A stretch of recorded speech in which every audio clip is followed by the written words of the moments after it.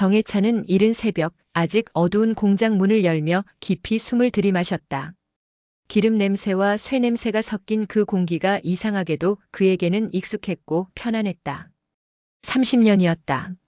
27살 청년이 이곳에 처음 발을 들였을 때 선배들은 말했다. 여기서 10년만 버텨봐. 쉽지 않을 거야. 그런데 해찬은 10년을 넘어 20년을 그리고 30년을 버텼다. 아니, 버틴 게 아니었다. 그는 이곳을 사랑했다. 낡은 기계들 하나하나에 그의 손때가 묻어 있었고 후배들에게 일을 가르칠 때면 가슴이 뿌듯했다. 정 반장님 일찍 오셨네요. 젊은 직원들이 인사하며 지나갔다. 해찬은 온화한 미소로 답했다. 그래, 오늘도 안전하게 일하자고. 그는 늘 그랬다. 먼저 출근해서 기계를 점검하고 위험한 작업이 있으면 자신이 먼저 나섰다. 말수는 적었지만 몸으로 보여주는 사람이었다. 그러던 어느 월요일 아침 공장에 새 팀장이 부임했다. 오상규 45세. 본사에서 내려온 그는 말끔한 정장 차림으로 작업장을 둘러봤다. 날카로운 눈빛이 공장 구석구석을 훑었다. 해찬은 다른 반장들과 함께 인사를 하러 갔다. 안녕하십니까, 팀장님. 일공정 반장 정혜찬입니다.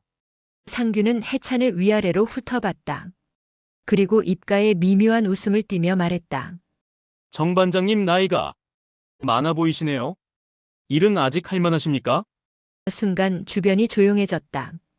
동료들은 서로 눈치를 보았고 해찬의 얼굴이 굳어졌다. 그는 억지로 웃으며 대답했다. 예, 괜찮습니다. 열심히 하겠습니다. 상규는 고개를 끄덕이곤 돌아섰다. 하지만 그 한마디는 해찬의 가슴에 깊이 박혔다. 그날 이후 공장 분위기가 달라지기 시작했다. 상규는 유독 시니어 직원들에게 까다로웠다. 50대 중반을 넘긴 직원들에게만 창고 정리, 야간 근무, 무거운 자재 옮기기 같은 힘든 일을 몰아줬다. 김 과장, 오늘 야간 남아서 마무리 좀 해주세요. 젊은 애들은 내일 중요한 일 있으니까. 정 반장, 이 창고 정리 좀 해놔요. 나이 드신 분들이 이런 단순 작업에는 더 적합하잖아요. 말은 정중했지만 속뜻은 냉혹했다. 너희들은 쓸모없다. 이제 물러날 때가 됐다. 해찬은 묵묵히 일했다. 허리가 아파도 무릎이 시려도 내색하지 않았다. 하지만 밤마다 아내 미정에게는 말하지 못했다. 오늘은 어땠어요, 여보? 미정이 물으면 해찬은 그저 그냥 그렇지 뭐. 라고만 답했다. 상규는 특히 해찬을 노렸다. 이유는 간단했다. 해찬은 말이 없었다. 화를 내지도 따지지도 않았다. 그저 고개 숙이고 시키는 일을 했다. 만만하다. 상규의 눈에 해찬은 그렇게 보였다. 어느 금요일 오후 상규는 해찬을 사무실로 불렀다. 정 반장, 이번 달 생산량 좀 보세요. 왜 이렇게 떨어졌습니까? 죄송합니다. 기계 고장이 찾아서. 변명 말고요. 반장님 나이면 이제 현장 감각이 떨어질 때 아닙니까? 솔직히 말씀드리면 젊은 사람한테 자리 물려줄 생각은 없으세요? 해찬의 주먹이 떨렸다. 하지만 그는 참았다. 30년 동안 쌓아온 자리, 30년 동안 지켜온 자존심이 한순간에 무너지는 기분이었다. 그날 저녁 해찬은 공장 옥상에 올라가 멀리 석양을 바라봤다. 57년을 살아오면서 이렇게 무력하다고 느낀 적은 처음이었다. 그날은 유난히 비가 많이 왔다. 빗소리가 공장 지붕을 때리는 소리가 요란했고 해찬은 작업 보고서를 작성하느라 늦게까지 남아 있었다. 손가락이 뻣뻣했다. 요즘 들어 키보드를 치는 것도 힘들어졌다. 젊은 직원들은 컴퓨터를 척척 다뤘지만 해찬은 한 글자 한 글자 신중하게 입력했다. 그렇게 완성한 보고서를 상규의 책상에 올려놓았다. 다음 날 아침 상규는 보고서를 들고 작업장으로 내려왔다. 직원들이 모두 모인 조회 시간이었다. 정 반장, 상규의 목소리가 공장 전체에 울려 퍼졌다. 해찬이 앞으로 나가자 상규는 보고서를 그의 발치에 내던졌다. 종이가 바닥에 흩어졌다. 이게 보고서입니까? 이게 상규의 얼굴이 붉게 달아올랐다. 오타투성이에 양식도 제대로 안 지켰고.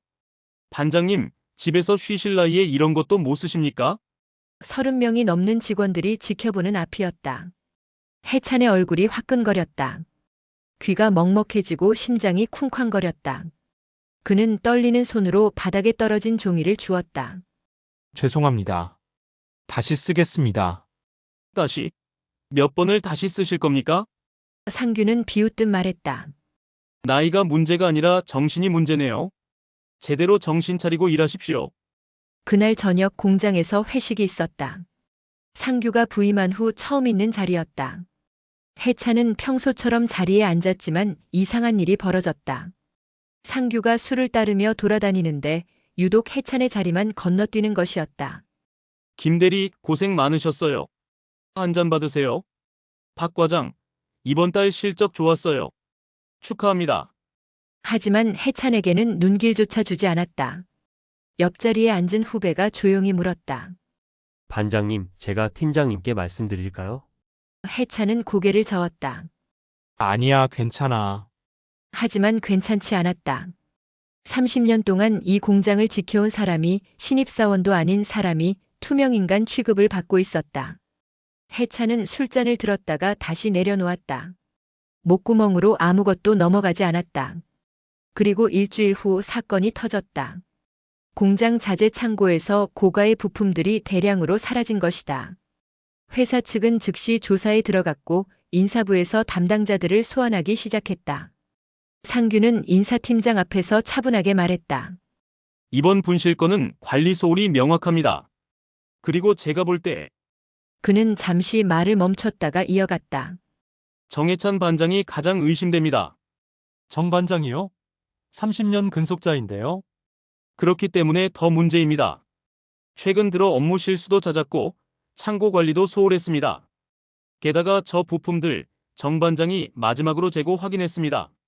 며칠 후 해찬은 인사부로 호출됐다. 조사관들이 그에게 CCTV 영상을 보여줬다. 화면 속에는 누군가가 야간에 창고를 드나드는 모습이 흐릿하게 찍혀 있었다. 정 반장님, 이게 누구입니까? 잘 안 보이는데요. 체형이나 걸음걸이를 보면 반장님과 비슷해 보입니다. 해찬은 깜짝 놀라 영상을 다시 봤다. 분명 자신이 아니었다. 하지만 화질이 나빠서 얼굴이 보이지 않았고 키와 체격은 비슷해 보였다. 아닙니다. 저 아닙니다. 그날 저는 집에 있었습니다. 증명할 수 있습니까? 아내가 알고 있습니다. 그날 저녁 우리 집에서 가족 증언은 객관적 증거가 되기 어렵습니다. 조사는 점점 해찬에게 불리하게 흘러갔다. 상규는 각종 자료를 제출하며 해찬의 관리 소홀을 입증했다. 서류상으로는 해찬이 창고 책임자였고 재고 관리 기록에도 그의 서명이 있었다. 정 반장님, 솔직하게 말씀하시는 게 좋습니다. 실수로 분실한 거라면 아닙니다. 저는 그런 적 없습니다. 해찬이 처음으로 목소리를 높였다. 하지만 조사관들의 눈빛은 차갑기만 했다. 결국 회사는 해찬을 정직 처분하고 경찰 조사를 의뢰하기로 결정했다. 그날 저녁 해찬은 공장을 나서며 뒤를 돌아봤다. 30년을 지켜온 그곳이 이제는 감옥처럼 느껴졌다. 빗속에서 그의 어깨는 한없이 작아 보였다. 해찬은 집에 돌아와서도 말을 잃었다. 현관문을 열고 들어서는 그의 모습은 평소와 달랐다. 어깨가 축 처져 있었고 눈빛에는 생기가 없었다. 여보, 저녁 드세요? 미정이 상을 차렸지만 해찬은 숟가락을 들지 않았다. 그저 멍하니 밥그릇만 바라볼 뿐이었다. 무슨 일 있어요? 아니야. 짧게 답하고는 방으로 들어가 버렸다. 미정은 그날 밤 남편이 잠들지 못하고 뒤척이는 소리를 들었다. 30년 함께 살아온 부부였다. 무언가 심상치 않다는 걸 알 수 있었다. 다음 날도 그 다음 날도 해찬은 집에만 있었다. 정직 처분을 받은 후 출근할 수도 없었고 밖에 나갈 기력도 없었다. 평생 성실하게 일해온 사람이 하루아침에 도둑 취급을 받았다는 사실이 그를 짓눌렀다. 여보, 반찬 가게 좀 도와줄래요? 오늘 손님이 많을 것 같아서. 미정은 일부러 남편에게 부탁했다. 하지만 해찬은 고개를 저었다. 미안해. 나 오늘은 그는 말끝을 흐렸다. 사람들을 마주하고 싶지 않았다. 혹시라도 소문이 퍼져서 자신을 보는 이웃들의 시선이 두려웠다. 미정은 가슴이 미어졌다. 언제나 강하고 묵묵했던 남편이 이렇게 무너지는 모습을 본 적이 없었다. 일주일이 지났다. 해찬의 어깨는 하루가 다르게 축 처졌고 말수는 더욱 줄어들었다. 밥맛도 없어서 한 끼에 반 공기도 채 먹지 못했다. 밤에는 악몽을 꾸는지 식은땀을 흘리며 깨어나곤 했다. 미정은 더 이상 지켜볼 수만은 없었다. 그녀는 오래전부터 연락이 뜸했던 큰오빠 강도현에게 전화를 걸었다. 오빠 나야? 미정이? 미정아. 무슨 일이야? 오빠 우리 집에 좀 와줄래? 회찬 씨가 많이 힘들어하고 있어. 사흘 후 반찬 가게 문이 열리며 한 남자가 들어왔다. 강도현 70세. 회색 재킷에 깔끔한 셔츠를 입은 그는 나이에 비해 정정해 보였다. 하지만 화려하지 않고 검소한 차림이었다. 형님, 오랜만입니다. 해찬은 일어나 인사했다. 도현은 해찬의 얼굴을 보자마자 무언가 심상치 않음을 느꼈다. 자네 얼굴이 많이 상했네. 무슨 일이야? 아닙니다. 그냥, 해찬은 말을 흐렸지만 미정이 옆에서 전말을 설명했다. 도현은 조용히 듣고 있었다. 표정에는 변화가 없었지만 눈빛만은 달라졌다.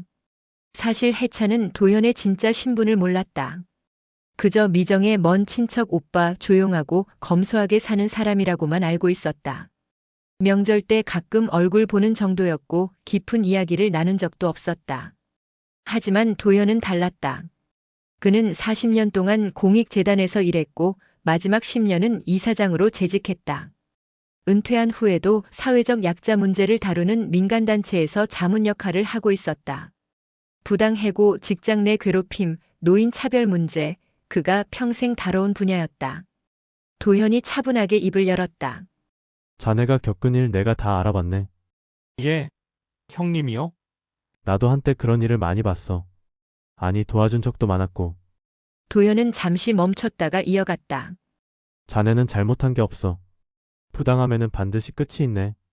해찬은 도현의 말이 무슨 뜻인지 정확히 이해하지 못했다. 하지만 그 목소리에는 묘한 힘이 있었다. 30년 동안 쌓아온 신뢰, 성실함, 그 모든 것이 하루아침에 무너진 것 같았던 해찬에게 도현의 말 한마디는 작은 빗줄기 같았다. 형님, 하지만 이미 회사에서 결정은 뒤집을 수 있어. 진실이 밝혀지면 말이야. 도현은 가방에서 명함 한 장을 꺼내 건넸다. 거기에는 사회정의연대 자문위원 강도현이라고 적혀 있었다. 해찬은 그제야 도현이 그저 평범한 은퇴자가 아니라는 걸 깨달았다. 형님, 이게, 자네를 도울 사람들이 있어. 나를 믿고 조금만 기다려보게. 그날 밤 해찬은 오랜만에 깊은 잠에 들었다. 여전히 불안했지만 처음으로 혼자가 아니라는 느낌이 들었다. 미정은 남편의 편안한 얼굴을 보며 조용히 눈물을 닦았다. 그리고 큰오빠에게 속으로 감사했다. 도현은 다음 날부터 움직이기 시작했다. 그는 조용했지만 신속했다. 40년 경력의 노련함이 묻어났다. 먼저 그는 노동문제 전문 변호사와 산업비리 조사 전문가를 소집했다. 이 사건 냄새가 이상합니다. 조사팀장이 자료를 검토하며 말했다. 30년 무사고 근속자가 갑자기 횡령을? 게다가 증거라는 게 고작 흐릿한 CCTV 하나뿐입니다. 그럼 어디부터 파야 할까요? 도현이 물었다. 공장 내부입니다. 특히 새로 부임한 팀장 오상규, 이 사람 주변을 집중적으로 봐야 합니다. 조사팀은 비밀리에 공장 내부 직원들을 접촉하기 시작했다. 처음에는 모두 입을 다물었다. 상규가 두려웠기 때문이다. 하지만 익명성이 보장되자 하나둘 입을 열기 시작했다. 사실 정 반장님은 그런 분이 아닙니다. 오히려 팀장이 더 수상해요. 무슨 말인가요? 팀장이 외부 업체 사람들이랑 자주 만나더라고요. 그것도 몰래. 저녁 늦게 공장 뒤편에서요. 증거가 있습니까?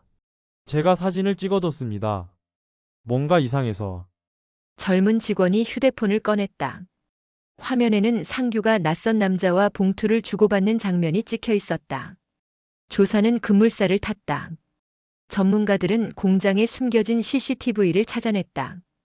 회사가 제출한 영상은 화질이 나쁜 보조 카메라 영상이었지만 실제로는 고화질주 카메라가 따로 있었던 것이다. 왜 이 영상을 제출하지 않은 겁니까? 조사관이 물었다. 공장 관리자는 당황했다. 그게 팀장님이 고장났다고 해서. 고장? 확인해 봅시다. 기술팀이 서버를 복구하자 놀라운 장면이 나타났다. 선명한 화질의 영상 속에는 상규와 외부 업체 직원 2명이 야간에 창고에서 부품을 빼돌리는 모습이 고스란히 담겨 있었다. 날짜와 시간도 정확했다. 회사가 해찬을 의심했던 바로 그 시각이었다.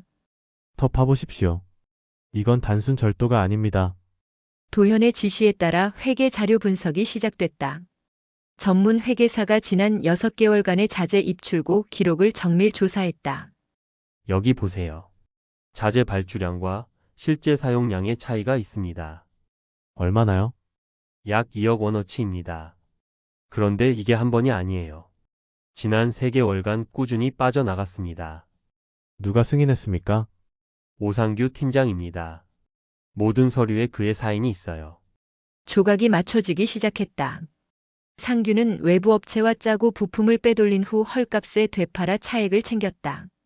그리고 이 사실이 발각될 위기에 처하자 해찬을 희생양으로 삼은 것이었다. 결정적 증거는 상규의 휴대폰 문자 내역이었다. 법원 영장을 받아 통신 기록을 확보하자 외부 업체 담당자와 주고받은 메시지들이 쏟아져 나왔다. 이번 달 물량 20% 빼돌려. 노인네 1명 희생시키면 끝. CCTV는? 주 카메라 영상 삭제했음. 보조 카메라 흐린 것만 남김. 체형 비슷해서 괜찮을 듯. 잘했어. 나중에 7대3으로 나누자. 문자를 읽던 조사관들의 표정이 굳어졌다. 한 사람의 인생을 이렇게 쉽게 망가뜨릴 수 있다는 것이 믿기지 않았다. 이제 이걸 어떻게 할까요? 변호사가 물었다. 도현은 조용히 답했다. 공개해야지. 제대로. 회사 인사위원회에서. 일주일 후 긴급 인사위원회가 소집됐다. 회사 대표, 인사팀장, 각 부서장들이 모였고 해찬과 상규도 출석했다. 상규는 여유로운 표정이었다. 이미 승부는 난 것이나 마찬가지라고 생각했기 때문이다. 하지만 회의실 뒤편에 도현과 조사팀이 들어서자 그의 얼굴이 미묘하게 굳었다. 오늘은 특별히 외부 조사 결과를 먼저 들어보겠습니다. 대표의 말에 조사팀장이 앞으로 나왔다. 화면에 영상이 재생됐다. 선명한 화질의 CCTV 영상이 나왔다. 상규가 외부인과 함께 부품을 옮기는 장면, 봉투를 주고받는 장면, 심지어 주 카메라를 조작하는 장면까지 모두 담겨 있었다. 이어서 회계 자료 문자 내역이 차례로 공개됐다. 회의실은 침묵에 휩싸였다. 위원들의 얼굴은 경악으로 일그러졌다. 상규의 얼굴은 잿빛으로 변했다. 손이 떨리기 시작했다. 이건 그가 뭔가 변명하려 했지만 말이 나오지 않았다. 도현이 조용히 해찬을 바라보며 말했다. 이제 진실을 보여줄 시간일세. 인사위원회가 끝난 후 상규는 즉시 해임됐다. 모든 증거가 명백했기 때문에 변명의 여지도 없었다. 회사는 그를 경찰에 고발했고 외부 업체 관계자들도 함께 검찰 조사를 받게 됐다. 횡령 금액만 2억 원이 넘었고 증거인멸과 무고죄까지 추가됐다. 회의실을 나서는 상규의 뒷모습은 처참했다. 당당하던 어깨는 축 처졌고 고개를 들지 못했다. 불과 몇 달 전 해찬을 무시하고 짓밟던 그 모습은 온데간데 없었다. 저는 정말 상규가 해찬 앞에서 뭔가 말하려 했지만 해찬은 그를 외면했다. 용서의 말을 건네고 싶지 않았다. 다만 더 이상 그를 볼 필요도 없다는 생각뿐이었다. 그날 오후 회사 대표가 직접 해찬을 찾아왔다. 공장 사무실이 아닌 해찬의 집으로 왔다. 대표는 정장 차림으로 현관 앞에 섰다. 정 반장님, 제가 찾아뵙게 되어 죄송합니다. 들어오시겠습니까? 해찬이 문을 열자 대표는 깊이 고개를 숙였다.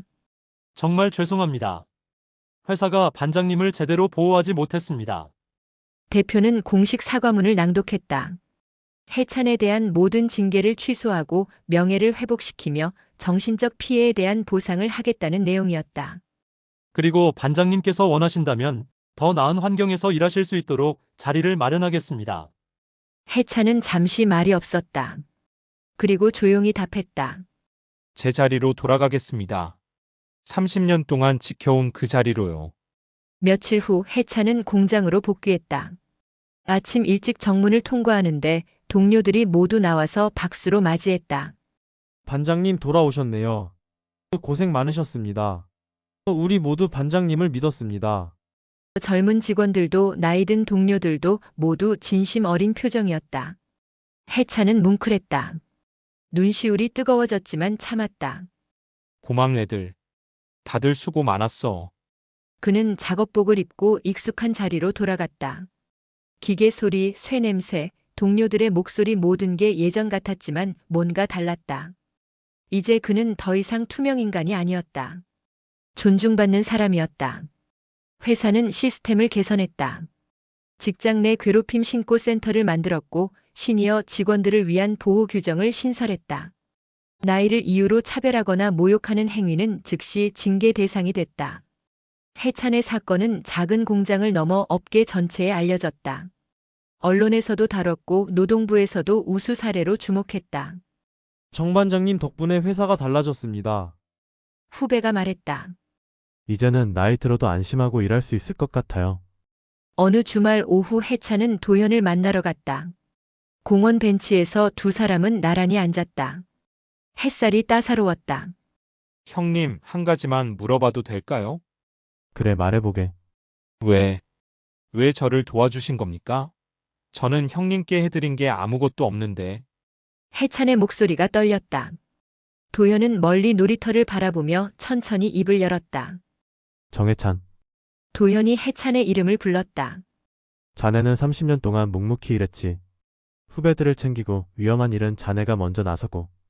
그런 사람이 부당하게 짓밟히는 걸 어찌 보고만 있겠나. 나도 한때는 직장에서 일했네. 나이 들면 쓸모없다는 말을 얼마나 많이 들었는지 모르네. 하지만 나이는 숫자일 뿐이야. 중요한 건 그 사람이 살아온 세월의 무게지. 도현은 계속 말했다. 자네 같은 사람들이 있어서 이 사회가 돌아가는 거야. 젊은 사람들은 빠르고 효율적이지. 하지만 자네들은 경험이 있고 책임감이 있고 인내심이 있지. 그게 바로 우리 시니어들의 힘이네. 해찬은 고개를 끄덕였다. 처음으로 자신의 나이가 부끄럽지 않았다. 이제 자네 같은 사람들이 존중받는 세상을 만들어야 해. 나이가 많다고 무시당하지 않고 경험이 인정받고 함께 일할 수 있는 그런 세상 말이야. 저도 그런 세상을 만들 수 있을까요? 이미 만들기 시작했네. 자네가 포기하지 않고 버텨준 덕분에 말이야. 두 사람은 한참 동안 말없이 앉아 있었다. 놀이터에서는 아이들이 뛰어놀고 산책하는 사람들이 오갔다. 해찬은 자신의 손을 내려다봤다. 주름지고 거친 손이었다. 30년 동안 기계를 만지고 자재를 옮기고 후배들을 도왔던 손이었다. 그 손바닥 위로 햇빛이 따뜻하게 내려앉았다. 형님, 감사합니다. 정말 감사합니다. 해찬의 눈에서 눈물이 흘러내렸다. 이번에는 참지 않았다. 도현이 그의 어깨를 두드렸다. 괜찮네. 이제 괜찮아. 월요일 아침 해찬은 다시 공장으로 출근했다. 익숙한 정문을 지나고 익숙한 복도를 걸었다. 그가 30년 동안 지켜온 그 자리가 드디어 진짜 의미를 되찾는 순간이었다.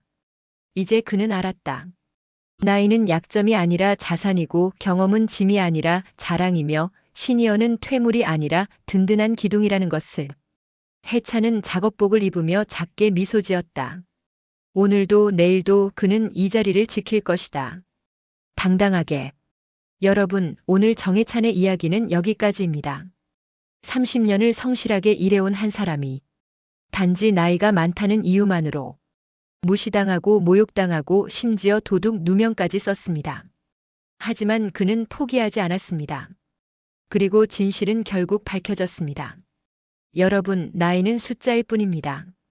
우리가 살아온 세월, 쌓아온 경험, 그리고 묵묵히 지켜온 자리들. 그것이 바로 우리 시니어 세대의 진짜 힘입니다. 누군가 여러분을 무시한다면 그건 여러분의 문제가 아닙니다. 그 사람이 아직 인생의 무게를 모르는 것뿐입니다. 우리는 존중받을 자격이 있습니다. 당당하게 떳떳하게 살아갈 권리가 있습니다. 여러분의 이야기를 들려주세요. 혹시 여러분도 직장이나 일상에서 나이 때문에 부당한 대우를 받으신 적 있으신가요? 댓글로 여러분의 이야기를 나눠주세요. 저는 여러분의 목소리에 귀 기울이겠습니다. 이 이야기가 마음에 와닿으셨다면 좋아요 버튼으로 응원의 마음을 전해주시고 구독과 알림 설정으로 다음 이야기도 함께 해주세요. 여러분의 작은 관심 하나하나가 더 좋은 이야기를 만드는 큰 힘이 됩니다. 다음 이야기도 기대해주세요. 여러분의 인생은 아직 끝나지 않았습니다. 오히려 지금부터가 진짜 시작입니다. 오늘도 영상 시청해주셔서 진심으로 감사드립니다. 항상 건강하시고 행복하세요. 다음 이야기에서 또 뵙겠습니다.